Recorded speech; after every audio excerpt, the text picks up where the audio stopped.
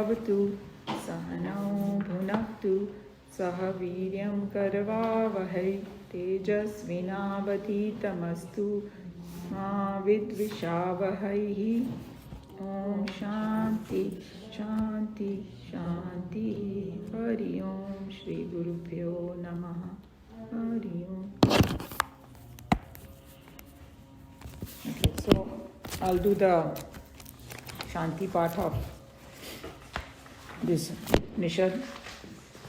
Om Shanno Mitra Sham Varunaha Shanno Bhavatvayarma Shanna Indro Bruhaspatihi Shanno Vishnu Rudukramaha Namo Brahmane Namaste Vayo Tvameva Pratyaksham Brahmasi Tvameva Pratyaksham Brahma Vadishyami Ritam Vadishyami Satyam Vadishyami Tanma Vavatu Tat Vaktaram Avatu Avatu Mam Avatu Vaktaram.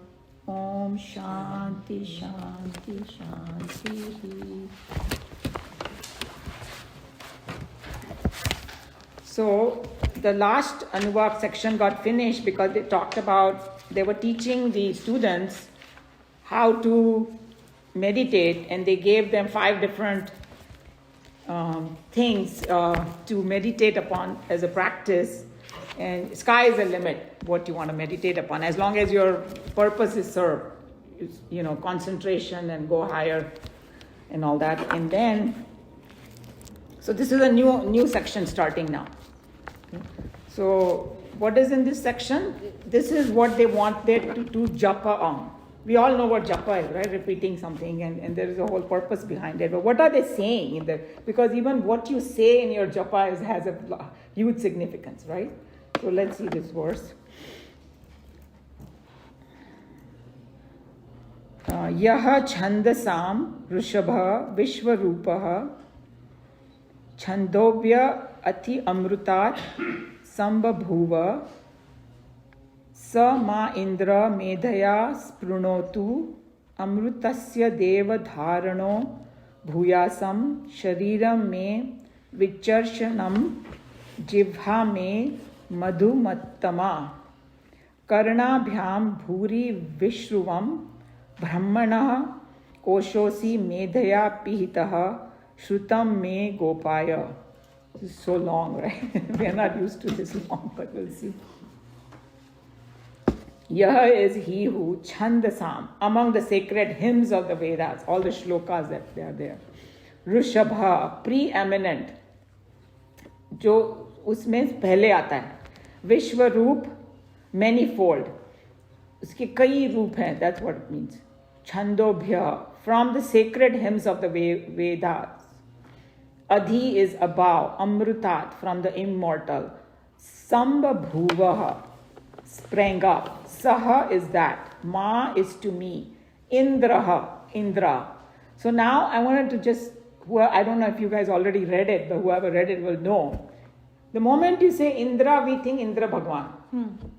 But that's not true in this verse. Okay. That's why when it comes to Upanishad, you have to sit near a guru, otherwise you will not understand anything. That's uska naam hi hai. Sit near in humility. So without the Swamiji's commentary and other saints and sages, and Swamiji follows Shankaracharya ji. Shankaracharya ji has done huge analysis of everything, We need their mind to tell us what. Indra over here means Om. He's going to talk about why. Okay, so when he say Indra, actually they're talking about Om. Medhaya, Medha Shakti. Today Kamala ji is not there. She always talks about this Medha Shakti. Intellectual vigor. Basically it is a retention power. Even memory and all that comes under this. Sprunotu, may fill, invigorate. Amrutasya is immortality, we know that. Deva is Lord. Dharana is possessor. Bhuyasam, may I become. Shariram, we all know, shari, body. May is me, mine. Vicharshanam, able and active. Jivha is jeeb, tongue. May is my. Madhuttama, sweet and agreeable to the utmost. And this word agreeable is going to be so powerful in this. Khali sweet nahi, agreeable. And we'll go into it. Bhuyat may become. Karna bhyam, with the ears. Bhuri is abundantly. Vishruvam, may I listen. Brahmanaha, of Brahman. Brahman के बारे में. Koshaha is sheath. So Om को बताया गया sheath of Brahman. We will see how. Asi is thou art. Medhaya, again by the intellect. Pihitaha, covered. Shrutam, learning. Even listening को बोलते हैं. May is mine. Gopaya, may you preserve. So क्या बोल रहे हैं यहाँ पे? So this is a mantra for japa, which the teacher wanted students to use as a japa. Why? To keep their mind actively engaged in this thing. So what is a japa? It is a shloka that invokes divine ideas and ideals. That's the whole idea about it, That's why the Gayatri mantra is so powerful, because it is invoking that highest and is giving the example of the sun, and we all know that. So he's saying that because this can provide infinite possibility for higher contemplation. That's why this is so important. And and this kind of japa that they have in this, if you repeat it knowing what it is, it gives you, it develops your intellect and your memory and all those things. And then they want the students to kind of rise and shine in whatever they are studying, So what Swamiji will explain in the commentary, that in olden days the retention power was and memory was very, very important, because we know that Ved bhi wo memory se batate the, sabko yaad karna padta tha, right? So the memory part was very important, and this kind of repetition of this type of japa increases that Medha Shakti. And so now coming back to the word Indra over here. So the Sanskrit meaning of Indra, he's going to explain that Indriyati iti Indriya, Indra. Indra means to illumine. उसको किसी चीज़ को illumine करना होता है ना, उसको बोलते हैं, उससे वो word आया इंद्रा. So जैसे हमारी इंद्रियाँ, we all know, right? The word is Indriya, we use it because they illumine this world for us. I can hear, I can see, I can touch, I can smell. That's where usko, illumine karta hai ye dunya ko. So that word illumine. So what over here is that Om is that conscious principle, is the illuminator of all my faculties, and we'll see why. So this mantra is actually invoking Om. It's praying to Om for getting this clearer consciousness and awareness.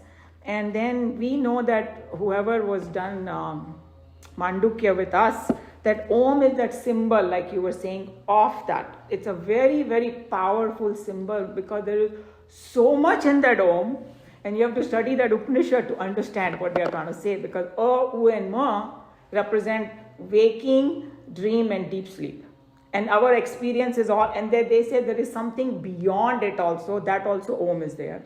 So, and then uski sadhana karne se tum wahan pahunch sakte ho. So Om is not only the goal, the means also is within Om. So we have to remember that. So that's how we have to know. And then when he said over here, the beginning, whose form is manifold. Okay, so manifold is what Swamiji explained to us with the Om is a substratum, or that Brahman is the substratum for everything. And then he gave that two examples when we read the commentary. One of ocean. When I say there are waves in the ocean, there is foam in the ocean, there is whatever, big wave, small wave, water, ocean is quiet at the bottom. I don't care what I say, everything is H2O. Okay? Or everything is ocean.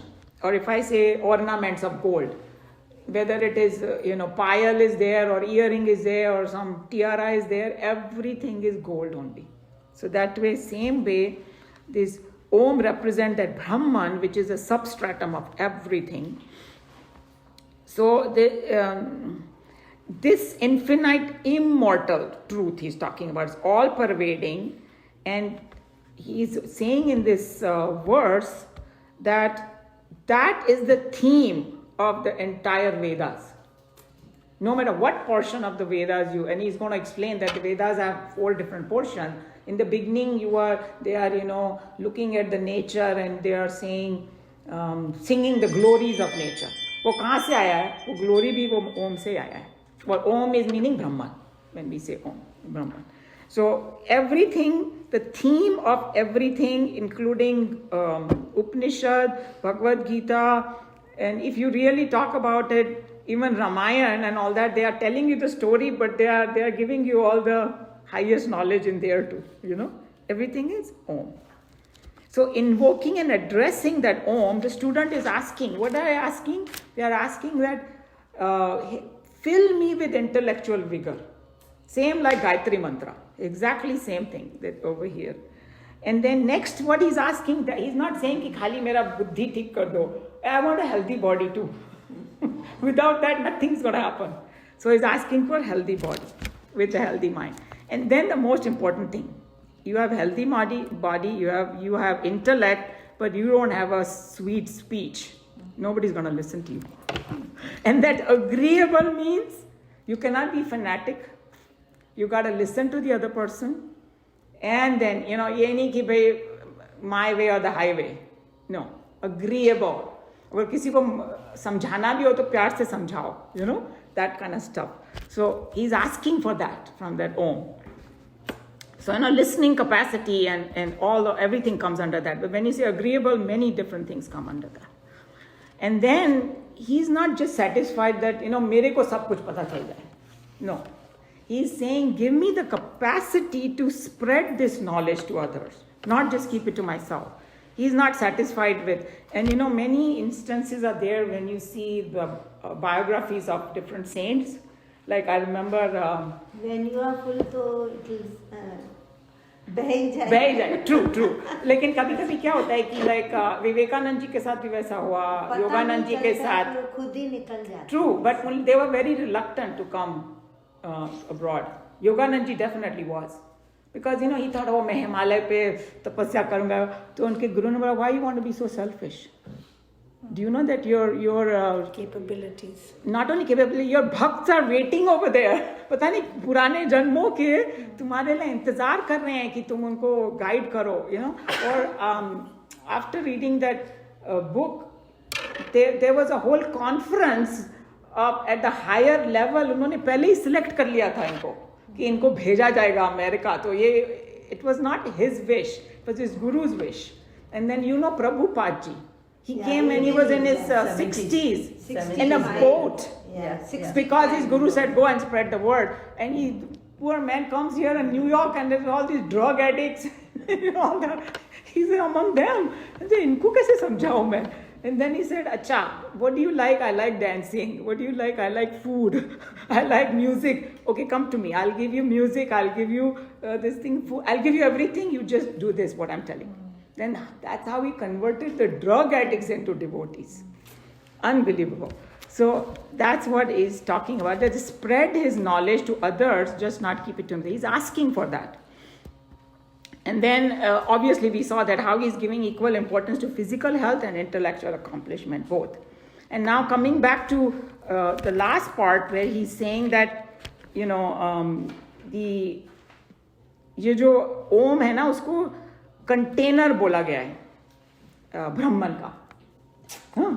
So I was trying to think in Hindi that, जिसमें ब्रह्मन पूरा समाया हुआ है. That's how you have to look, So the more you understand Om, you realize that it is the most powerful symbol of Brahman.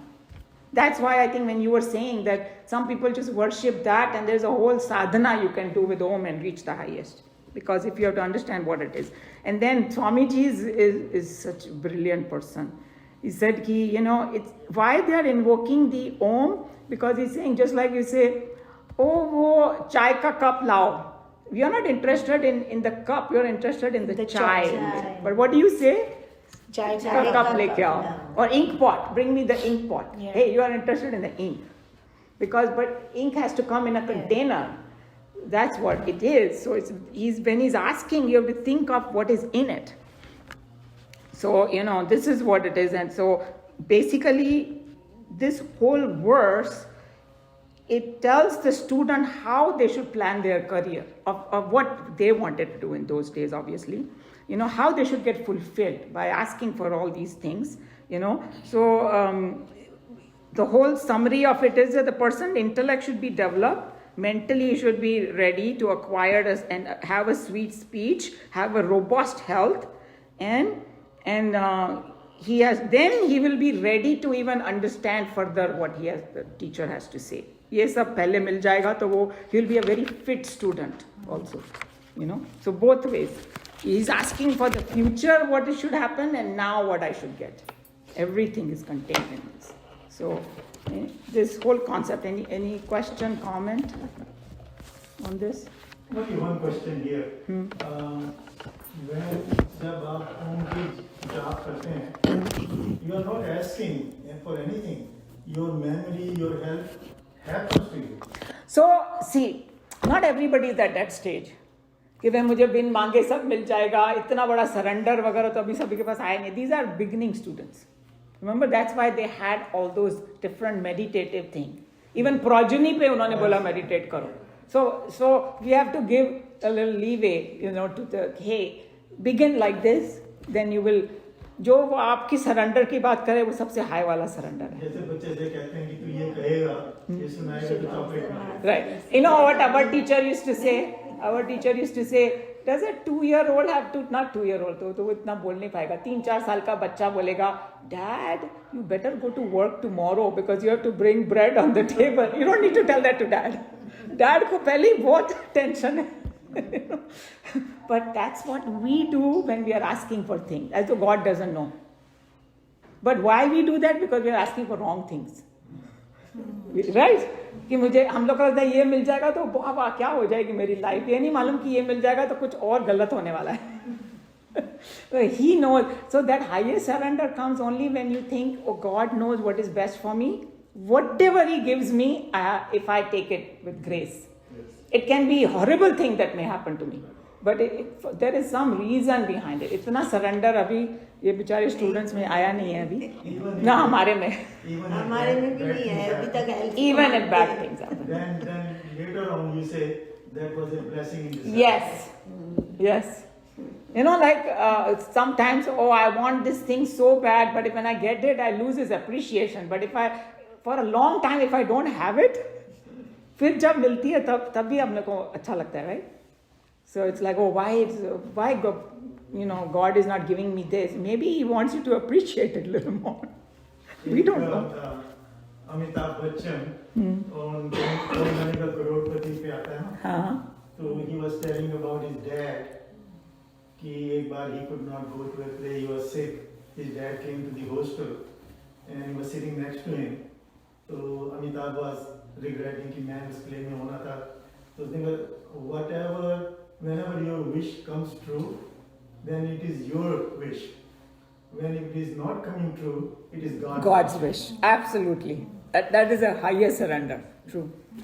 And I think one of you put on our chain, what is success? That once Swami describes success is not in the result, he said. Yeah. Success is in your effort. It's the journey. Yeah. Journey. Yeah. इतना अच्छा उसने बोला, कर्म योगा का definition दिया उसने. There was another very nice one. मस्त हो या आनंद में हो. Yeah. And then recently, I'm not into sports at all, but because I teach 10th graders in Chinmaya Mission, some of them are into sports and all. And some sportsman recently, the team lost. And he was from another country because he had a heavy accent. Some young guy. He was in his probably early 20s. ज़्यादा नहीं होगा, कम भी हो सकता है. Other kind of news wala asked him, so you guys lost really bad. So this was a failure for you, failure. He said, the guy was so amazing. He said, do you get a promotion every year? He asked him, why do you calling this as a failure? Hey, we all put effort, we all learned something, and maybe someday we will win. Yeah. Not everybody is going to win all the time. Doesn't mean that we are failure. He had such a maturity about it. And then he said, I'm working hard, and with my salary, I'm feeding my family, I'm taking care of my parents, I'm doing this. You call that a failure? The guy didn't know what to say. Yeah. So we have a wrong definition. कि कोई end result अच्छा होगा, that's the only thing. Yeah. No, that's not true. So it was very interesting. Okay, why don't you read, Neelaji? Then we don't have to move the. Okay, sure. He whose form is manifold, who is preeminent among the sacred hymns of the Vedas, and who has sprung up from the sacred hymns which are immortal, that Indra, Omkar, may fill me with intellectual vigor. O Lord, may I become the possessor of the immortal revelations. May my body become able and active, my speech sweet and agreeable to the utmost. May I listen abundantly with my ears. Thou art the sheath of Brahman. May you preserve my learning. This section opens with a declaration of a mantra to be used by the students for daily repetition, a practice technically called japa. To keep the mind actively engaged in the repetition of a sacred hymn invoking divine idea or ideals, which provide an infinite possibility for contemplation and intellectual flights, is japa. Here, the japa advised is for the development of the intellect in a student. So like I mentioned that over here, this Swamiji explained that this mantra is, they used it for, even though it doesn't say over here, but as I said that all these saints and sages, they put us on the right track, that this is for japa. To all serious students, there cannot be a greater ambition than that they should be able to shine in their class among others. In ancient days, the success of a student mainly depended upon his retentive capacity, since education started with memorizing the Vedic texts. Without an acute memory power, Medha Shakti, no student in those days could come up well in his education. Here we have, therefore, a mantra for chanting, which, when pursued properly with the necessary mental cooperation, can strengthen and purify the memory power in the student. So we discussed all that the retention capacity and memory was extremely important in those days. And I think you must have heard of the same thing, that in Satyuga and other Treta Yuga and all, their memory power was very strong. Dwapar maybe. And when Kali Yuga aane wala tha, that's why Ved Vyas ji put everything in writing, because उनको पता था हमारी memory. हमको सुबह क्या हुआ वो ही नहीं याद रहता है शाम को. It's going to be very poor, तो सब लिख दो ताकि इनको समझ में आए. So anyway, in those days it was very important. So then he wrote in Sanskrit. Which one? Ved Vyas ji. Yeah, Ved. He wrote everything in Sanskrit. Mm-hmm. By that time, Sanskrit was all. Oh, yeah, that time I think they were using as a conversational language. And there are people today, in today's world, who can converse in Sanskrit. Yeah. Right? Yeah. And there are so many, and now in most of the major universities, they have a Sanskrit as a department. Right. But so by that time, Sanskrit was all fully developed. Oh, yeah. And I think they have the whole history of Sanskrit too. I think when Panini came, he gave, because there are two different kind of Sanskrit. I don't know too much about it, but everybody can do their own investigation. But outline, I know a little bit, that there is a Vedic Sanskrit and there is a conversational Sanskrit. There's slight differences there in all.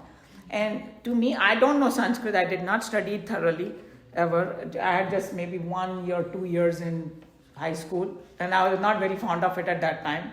But now I wish, so much I wish that I had studied. But once you start doing Bhagavad Gita again and again and again, you get the hang of Bhagavad Gita But you Sanskrit. do such a good job with It's it. just because of the connect. So it can happen to all of us that, Bhagavad Gita is his own Sanskrit, right? So you kind of get familiar with it. It's like a language. You just put a child in a place where they are conversing and he will get good at it. He may not understand everything, grammar and all that, but yeah. In this japa, the student is addressing Indra And Shri Shankaracharya in his commentary interprets rightly that Indra here means Omkara. Etymologically. Etymologically, the word Indra is derived from a root meaning to illuminate. Idhiyanti iti Indra. The Om symbol indicating the conscious principle in man is the illuminator of all the faculties in him, including his own intellect. The mantra as it reads is an invocation to Omkara for a clearer consciousness or awareness in the student. So now we've all discussed this in detail, right? That even though the word Indra is used, but they mean Onkar, and Onkar को different नाम से भी बोलते हैं उसके. They call it Pranav, some places Udgit. All these are names of Om only, and here Indra. My question here was, Omkara is the reflected consciousness of the consciousness we're talking about, because later on he says Om. Here he says Omkara, and when he mentions that is the Om symbol indicating, is the illuminator of all the faculties. If they're all faculties, is the reflected consciousness which illuminates all the mind and intellect, and therefore all the body aspects of it. If you go in the technical thing, but here when they mention Om, it means that symbol. And the best example I love about symbol is, it's like a flag of America or flag of India. If I know the flag is a symbol, when I'm looking at the flag, I am not bowing down to the flag, the cloth. I'm bowing into America. So when they're talking about that Om over here, it actually means Brahman, not reflected consciousness. No. No, I only got confused because it says illuminates all the faculties in him. And who is illuminating? Where the power is coming from. That's true, because the reflected is also of the Om itself. True, but in this context... No, I understand, because reflection cannot occur without the... Correct. And therefore that they're talking about. So here when they mention, they are going directly to the highest. Okay. They are not going in between anywhere. Okay, got it. Mm-hmm. He whose form is manifold. The awareness or consciousness, which is the supreme reality, is the infinite substratum for all the finite names and forms which constitute the world as we perceive it. The waves and ripples, the bubbles and foam, the whirls and the depths that disturb the surface of the ocean are all, when analyzed, found to be nothing but the manifold forms of the same ocean. The rings, the bangles, and the innumerable varieties of ornaments, thin and thick, short and long, though different in shape, size, and name, are all the manifold forms of the one and the same substance, gold. Similarly, the one infinite divine life spark expresses itself through the endless forms and names that constitute the entire living world of beings, and therefore the truth as expressed by its symbol Om is said to have manifold forms. So we know, we have discussed it many times, that it is that same Brahman that is giving all the power to everything. Same way, when we say gold things, and we know. And the third example they give in Vedanta is the mud and mud pots. That the mud is a substratum, and you can have hundreds of mud parts. They'll break, they'll go back to mud, and you can make it again. All that, everything applies over here. Who is preeminent among the hymns of Vedas? Herein we have yet another clause qualifying the Om symbol. The infinite and the immortal truth, which is one without a second, all-pervading and perfect, as indicated by the symbol Om, is the one common theme that is dealt with in the hymns in the Vedas. Even in the mantra portion of the Vedas, the exclamations of the Aryans at the beauty of nature were but adorations of the infinite. When the Hindus in the Brahmana portion entered into a scheme of ritualism, there too they invoked the same truth, manifested for special purposes as Indra, Varuna, etc. Again, in the Upanishads, when the great rishis exploded in ecstasy and expressed their thrilling experiences of the end and declared the path leading towards it, they again, with every mantra, indicated the same infinite noumenon, which from behind the pluralistic world lends its vitality to nature. Therefore, the appellation given here is perfectly justified. So appellation means title or designation. Yes. So here, like I was explaining, that what they are saying over here, the Om is the preeminent among the hymns of the Vedas. Matlab, har ek portion of the Vedas usi ko address kar raha hai.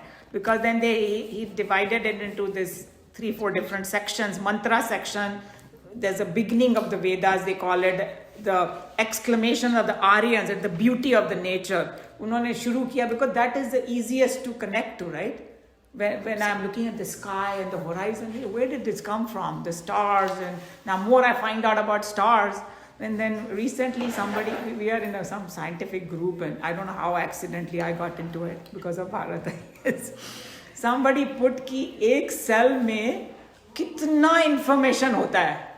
Books and we have like trillions of cells in the body. It's like the moment you hear that, you are at the awe of the divine intelligence which created this, yes. Right? Yeah.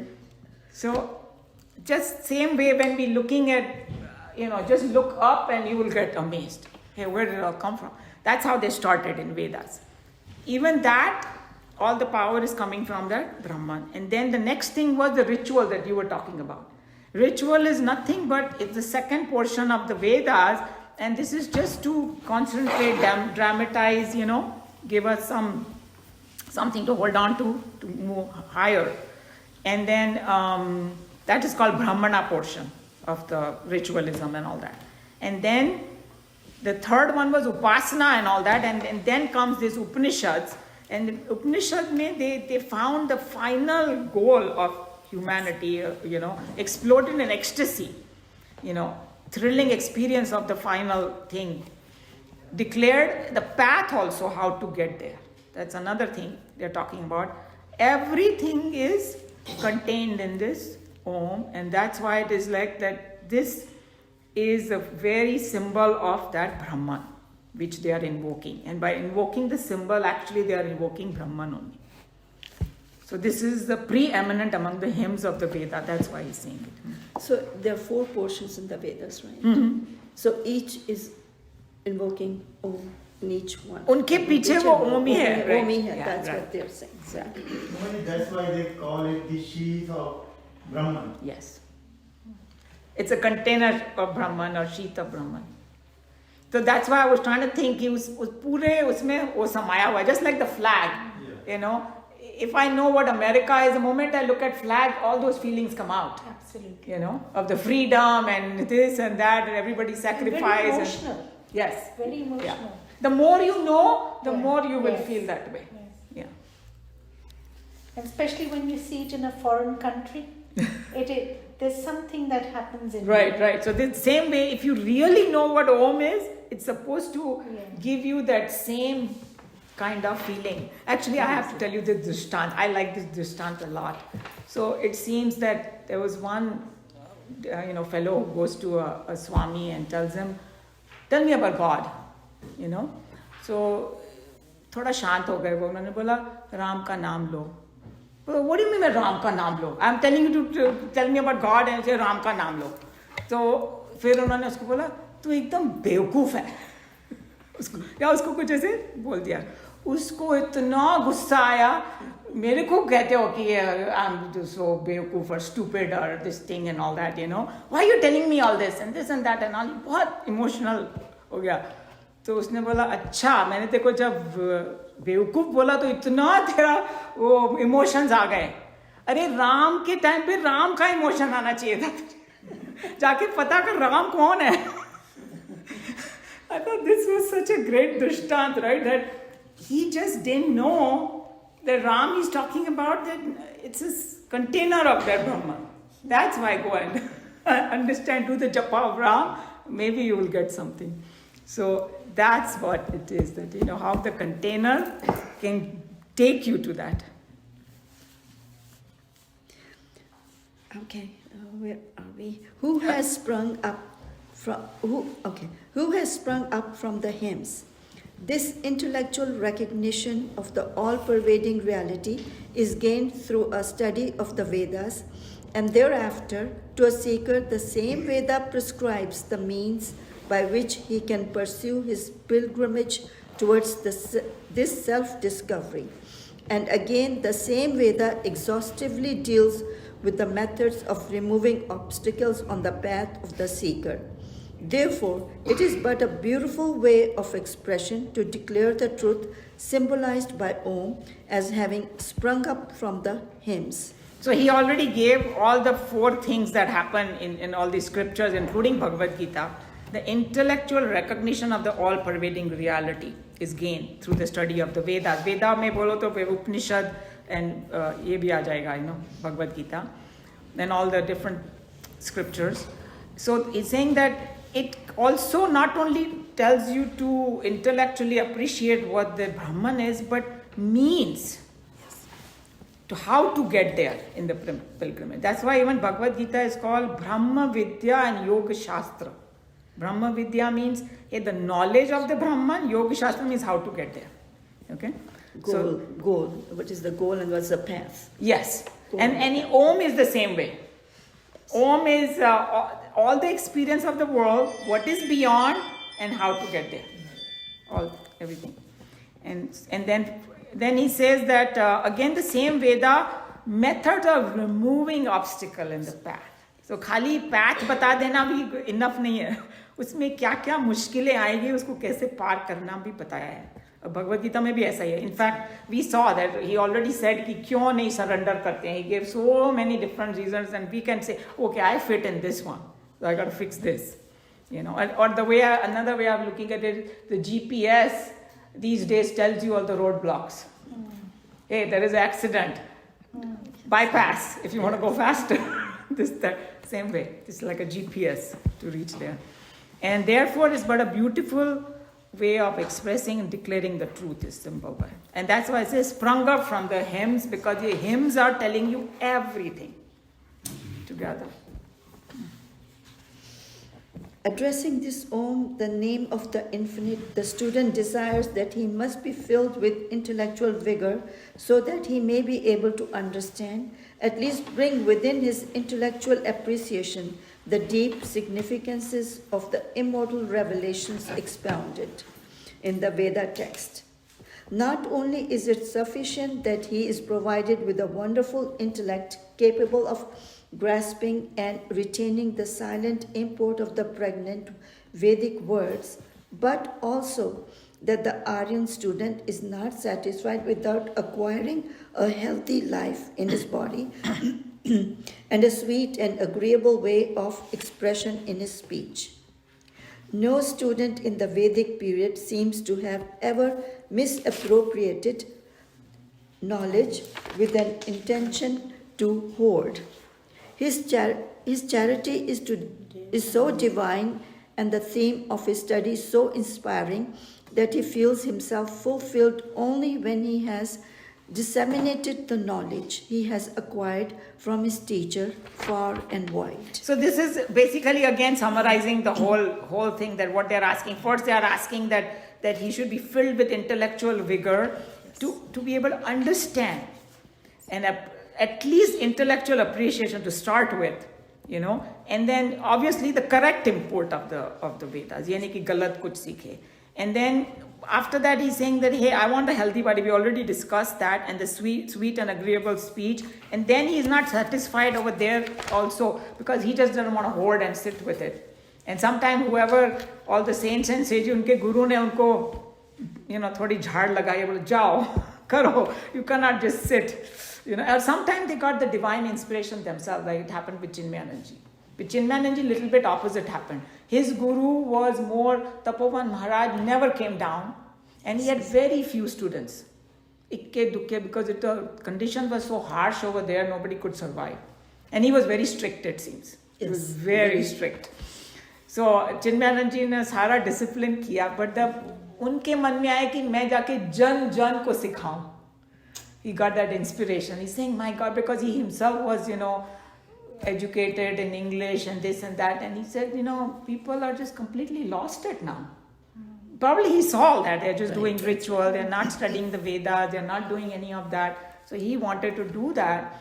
And now here in this verse, in those days, they wanted it to do it that way because they wanted it to spread everything.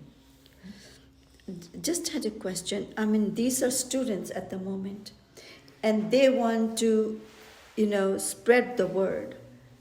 Okay? These are only students at the moment. What is this supposed to be the japa? So this is what the Okay, teacher that's is it. telling them, hey, Right. take this verse, do the japa of it, and then when you are doing the japa of it, you will create the goal at that time.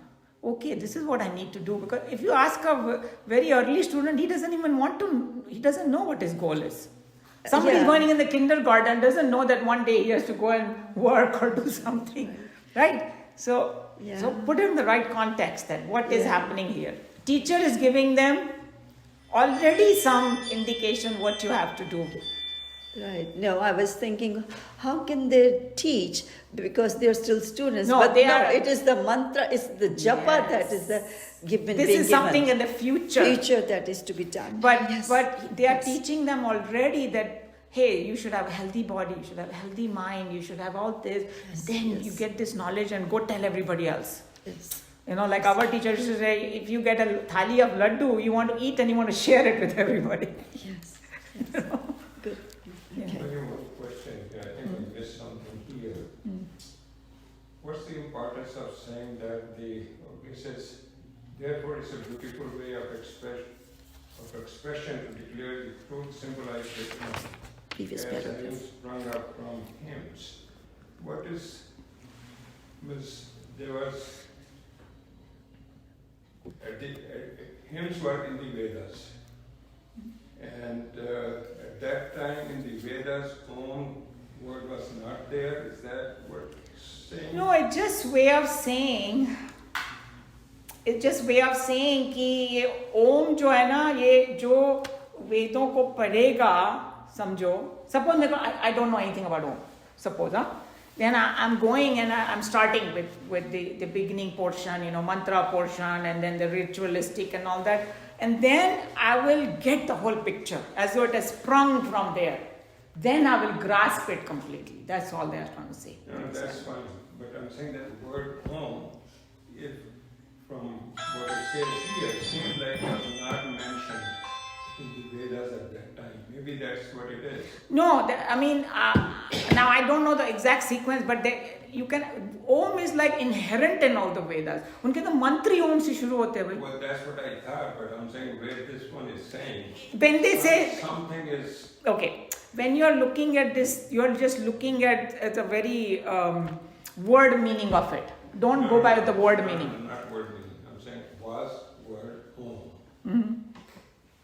Is that a part of the Vedas or not? 100% it is. Was. Yes, it is. Well. Yeah. And Om, when you talk about Vedas, firstly we have to understand what Vedas are. When we think of some kind of knowledge, we think, oh, somebody came up with this. No, they call it Purusho. It means it's not part of any humans, but it is revealed to the saints and sages in their meditation. Then they wrote it down, or they told their students. And then what Ved Vyasji did, this knowledge was spread all over. He compiled it, organized it into 4 different. So when it comes to Vedas, it's not like one person is responsible. Thousands of rishis are responsible. That's why they have some very important mantras. They tell you in the history who got it revealed to. I don't know the name, but Triambakam mantra is supposed to be one of the rishis. Gayatri mantra is another one. Gayatri mantra was, I think, Vishwamitra or Vashisht, one of the Vashisht. I don't remember now. Yeah. One of the two. So when they say Om has sprung, it's addressing to us that all the Vedas, if you get the whole thing, uska nichod tumko wo Om mil jayega. Right. That's what it means in this context. that you will understand what Om is, because everything is addressing that. The essence. Yeah, you know, it's like a small child. You won't be able to explain this relationship of gold and ornament, but if first you have to explain, okay, this is Bengal, this is that, and then say, oh, where it's coming from, and then it's coming from the gold, then he'll get it. You know, something like that. I don't know if I answered that question. But that ocean thing the child can understand very well. Ocean is easier. Yeah. But child may not still know what is H2O at that point. You know, more and more you study, more and more you will get. Yeah. Actually, this mantra is the same way, like you have that Om Bhadram Karnavi. Shurnayama Deva. Yeah. Same thing, same type of. They have the same bhav. They just word different. It's like bhav is the same, and you can put it in different poetry. The same thing. You know. Yeah. Okay. Therefore, his request or demand is not only that he should become highly efficient in learning the Vedas, but also that he must have the physical abilities for continuous exertion in carrying out open propaganda with all the missionary zeal to spread the vital truth and scatter the pearls of wisdom that from the very substance of his culture. How different from what we understand today is the real declaration of our own sacred books. So he's just telling you that here they are openly telling you that, hey, whatever you learned, you should tell the others. And whoever studies Bhagavad Gita, later portion in chapter 18, Krishna Bhagwan says that जो ये गीता को पढ़ता है वो मुझे बहुत प्रिय है, और जो इसको पढ़ाता है वो उससे भी ज़्यादा प्रिय है. Because जब कोई पढ़ाता है तो उसका already deep होता जाता है. That's why I always say that I am benefiting the most out of this class. Because I have. That's what the Swamis used to say to students, that the greatest Guru Dakshina is to spread this word. Yes. That's what they would, generally that's what they would say. And in the world also, in any kind of new invention happens and all that, if you just, the person hoards and keeps it to himself, kuch nahi hoega usse. Unless everybody uses it, learns it, takes it further, and also the same concept. Okay, so I think we'll stop here, because this is very long one, but it's a very amazing one, right? Japa mantra.